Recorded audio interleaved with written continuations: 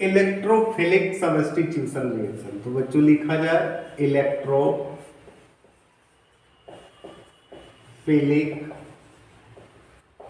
Substitution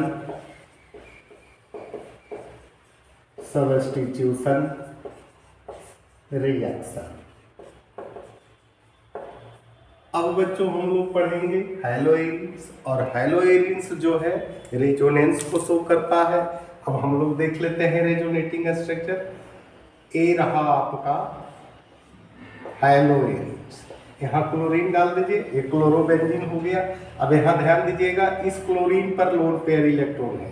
हालांकि ये जो है बच्चों माइनस आई इफेक्ट को दर्शाता है, आई इफेक्ट, लेकिन यहाँ जो है डबल बॉन्ड है, इस पे लोन पेयर इलेक्ट्रॉन है, ये अपना इलेक्ट्रॉन यहाँ फेंकेगा।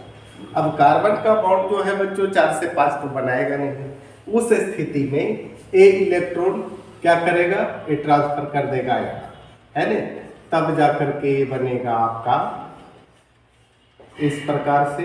यहाँ हो गया डबल बॉन्ड Cl प्लस, यहाँ माइनस हो गया, डबल बॉन्ड डबल। अब ये क्या करेगा कि ए जो है इलेक्ट्रॉन यहाँ फेंकेगा और ये पाई इलेक्ट्रॉन जो है इस पर आकर के शिफ्ट कर देगा, यानी इसका स्ट्रक्चर फिर चेंज करेगा इस प्रकार से। यहाँ डबल बॉन्ड हो गया Cl प्लस, यहाँ माइनस हो गया, डबल बॉन्ड डबल बॉन्ड।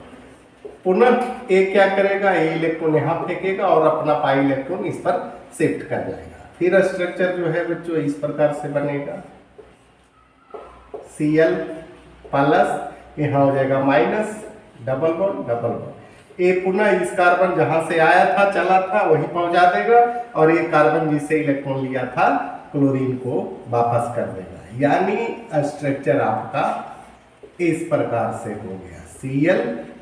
अब यहाँ हो गया बच्चों double bond double bond double bond. अब यहाँ ध्यान देने वाली बात है बच्चों कि इसमें कार्बन रिंग के किस पोजीशन पर इलेक्ट्रॉन डेंसिटी जो है इंक्रीज कर रहा है, वो एक्टिवेट हो रहा है। तो पहला तो है ऑर्थो एंड पारा। ए हो गया आपका ऑर्थो जिस पर माइनस है, फिर यहाँ देखिए पारा है, माइनस है, फिर देखिए ऑर्थो है, यानी ऑर्थो एंड पारा पोजीशन जो है बच्चों एक्टिवेट हो रहा है, यानी इलेक्ट्रॉन डेंसिटी इंक्रीज कर रहा है, यानी ए पोजीशन आपका एक्टिवेट होगा, यानी इलेक्ट्रोफाइल अटैक करेगा ऑर्थो एंड पारा पोजीशन। तो यहां लिख देंगे हैलोएरिन्स या क्लोरोएरिन्स, क्लोरोबेंजीन भी लिख सकते हैं। ओनली ऑर्थो और पारा और both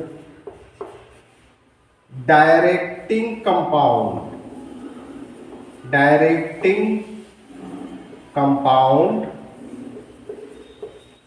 form not Meta directing compound form. अब बच्चों पहला है हैलोजेनेशन।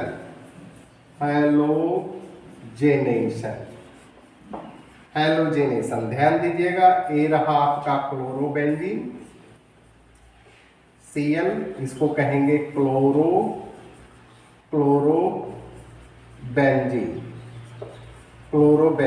इसका रिएक्शन किससे करवाएंगे, Cl2 से, लेकिन एक प्रेजेंस रहेगा एनहाइड्रस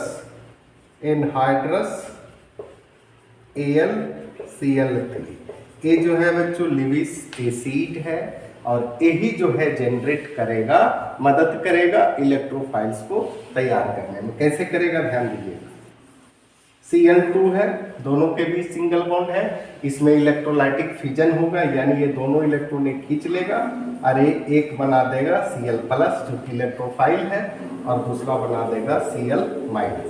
अब क्या करेगा, AlCl3 चूंकि लीविस एसिड है, इलेक्ट्रॉन की कमी है, इसको इलेक्ट्रॉन डिफिशिएंट मॉलिक्यूल्स कहेंगे। ए जो है बच्चों Cl माइनस को खींचेगा और ये बना देगा AlCl4 पर क्या हो जाएगा माइनस। अब एक क्या बनाएगा, स्वाभाविक है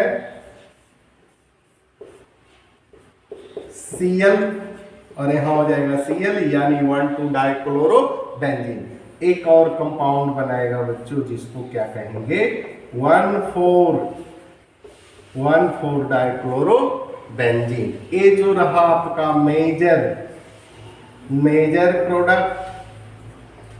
मेजर प्रोडक्ट और ये रहा आपका माइनर। ऐसा क्यों माइनर प्रोडक्ट, ऐसा क्यों, क्या रीजन है ध्यान दीजिएगा। ये दोनों बच्चों नजदीक है, दोनों में स्टेरिक हिंड्रेंस के वजह से रिपल्सन जो है अधिक होगा, जिसके कारण ये कम स्टेबल होगा। प्रोडक्शन तो होगा लेकिन स्टेबल कम होगा। लेकिन इसमें क्या है, दोनों सिमेट्रिकल है, सिमेट्रिक है ना। स्टेरिक हिंड्रेंस कम होगा, रिपल्सन भी कम होगा, इसलिए कंपाउंड ज्यादा स्टेबल होगा, इसलिए मेजर होगा। बच्चों इसको छाप लीजिए। पहला है, दूसरा है, पहला तो हम लोग बच्चों हेलोजेनेशन देख चुके हैं। आज पढ़ते हैं नाइट्रेशन है ना। नाइट्रेशन इसमें क्या है, क्लोरोबेंजीन को लेंगे, क्लोरोबेंजीन, इसका रिएक्शन करेंगे HNO3, लेकिन इसमें जो है बच्चों कंक H2SO4 भी रहेगा जो कि सपोर्ट करेगा इलेक्ट्रोफाइल्स क्रिएट करने में, है ना। कैसे सपोर्ट करेगा ध्यान दीजिएगा। ये रहा आपका H2SO4, ध्यान दीजिएगा, बहुत आसान है बच्चों, यही सब चीज समझना है ना। ये क्या करेगा, अपना एक प्रोटॉन को लॉस करेगा, यानी इस प्रकार से बनेगा HOO माइनस H प्लस, है ना। अब H प्लस क्या करेगा ध्यान दीजिएगा, N है, ऑक्सीजन है, O है, इस पर H है, A प्रोटॉन को ले लेगा यानी H पर प्लस। अब यहाँ क्या करेगा, ऑक्सीजन नाइट्रोजन से इलेक्ट्रॉन खींचेगा NO2 प्लस और यहाँ H2O का फॉर्मेशन हुआ, इसको कहेंगे नाइट्रोनियम आयन, है ना। अब यहाँ नाइट्रोनियम आयन इलेक्ट्रोफाइल्स तैयार हो गया, एक ऑर्थो पोजीशन पर डालिए और दूसरा पारा पोजीशन पर डालिए। पारा पोजीशन क्या होगा, मेजर प्रोडक्ट क्यों होगा, तो बच्चों देख लेते हैं। Cl हो गया, ये हो गया NO2 और दूसरा बनेगा पारा पोजीशन पर ऐड होगा इस प्रकार से Cl NO2। अब इसमें क्या है कि दोनों एक दूसरे के नजदीक है, स्टेरिक हिंड्रेंस के वजह से रिपल्सन ज्यादा होगा, प्रोडक्शन कम होगा। और ये दोनों अपोजिट है, रिपल्सन कम होगा, प्रोडक्शन ज्यादा होगा, यानी ये रहा आपका मेजर, ये क्या रहा आपका माइनर, है ना। ये हो गया क्लोरो नाइट्रोबेंजीन, ये हो गया ऑर्थो क्लोरो नाइट्रोबेंजीन, ये हो गया पारा क्लोरो नाइट्रोबेंजीन। बच्चों इसको नोट कर लीजिए।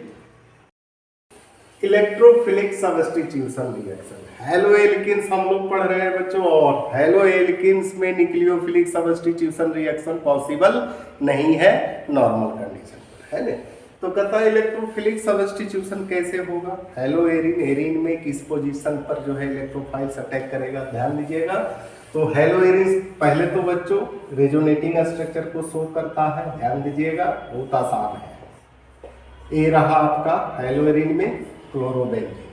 अब क्लोरीन जो है बच्चों लोन पेयर इलेक्ट्रॉन है, वैसे तो ये माइनस आई इफेक्ट को शो करता है, लेकिन यहाँ जो है लोन पेयर इलेक्ट्रॉन है, यहाँ डबल बॉन्ड है, अपना इलेक्ट्रॉन फेंक देगा, कार्बन का बॉन्ड 5 तो होगा नहीं, अपना इलेक्ट्रॉन पुनः इस पर ट्रांसफर करेगा, यानी इसका स्ट्रक्चर जो है इस प्रकार से, इस पर माइनस हो गया, डबल बॉन्ड Cl प्लस, यहाँ डबल बॉन्ड कर दीजिए।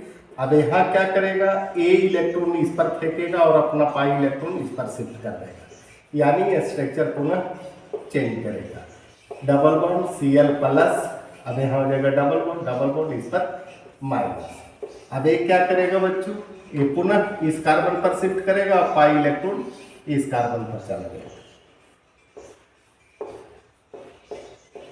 Cl प्लस यहाँ हो जाएगा आपका माइनस, यहाँ हो जाएगा डबल बॉन्ड डबल बॉन्ड।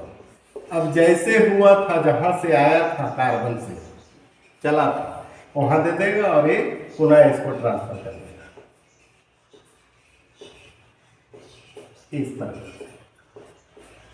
अब यहाँ बच्चों ध्यान दीजिएगा, ऑर्थो पोजीशन पर इलेक्ट्रॉन डेंसिटी इंक्रीज कर रहा है, पारा पोजीशन पर इंक्रीज कर रहा है, यहाँ फिर ऑर्थो पोजीशन पर इंक्रीज कर रहा है, यानी एक्टिवेट हो रहा है ऑर्थो एंड पारा पोजीशन। यानी जब भी ये कंपाउंड बनाएगा ऑर्थो एंड पारा डायरेक्टिंग कंपाउंड का फॉर्मेशन करेगा। अब है इसमें दो तो पढ़ चुके हैं, तीसरा है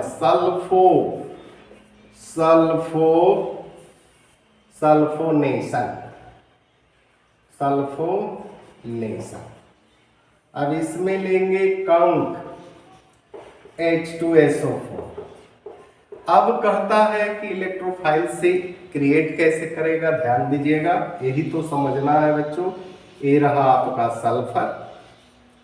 सल्फर OH, यहाँ हो गया OH। अब ये क्या करेगा, इसे इलेक्ट्रॉन खींच लेगा तो ये बना लेगा, डायरेक्ट लिखिए HSO4 माइनस और H प्लस, है ना। अब यहाँ फिर से एक बार स्ट्रक्चर बनाएंगे, S डबल बॉन्ड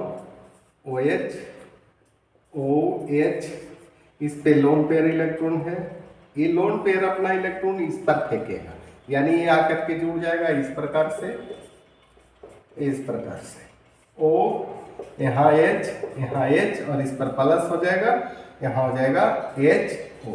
अब ये क्या करेगा, सल्फर से इलेक्ट्रॉन को खींचेगा, यानी वाटर मॉलिक्यूल्स बाहर निकलेगा और बाकी जो बचा यानी SO3H पर प्लस H2। चलिए आपका इलेक्ट्रोफाइल्स तैयार हो गया। और जोड़ेगा किस पोजीशन पर, तो स्वाभाविक है कि ऑर्थो एंड पारा पोजीशन। यहाँ बना दीजिए, ये रहा आपका क्लोरोबेंजीन, इसका रिएक्शन जो है बच्चों कंक H2SO4 से करवाएंगे, है ना। इसको हटा दीजिए, है ना, ये जो है हटा दीजिए। सल्फोनेशन हो गया, प्रोडक्शन में आपका बन जाएगा इस प्रकार से SO3HCl। ये तो हो गया बच्चों ऑर्थो। और ऑर्थो जो है माइनर प्रोडक्ट होगा, क्यों, क्योंकि ये दोनों के बीच स्टेरिक हिंड्रेंस होगा, जिसके कारण रिपल्सन अधिक होगा, और रिपल्सन अधिक होगा तो प्रोडक्शन कम जाएगा। यहाँ हो गया आपका,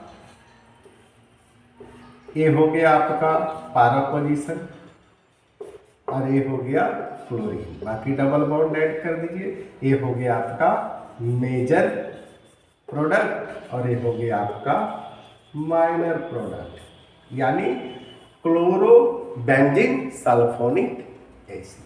यही तो बच्चों है आज का टॉपिक। इसी के साथ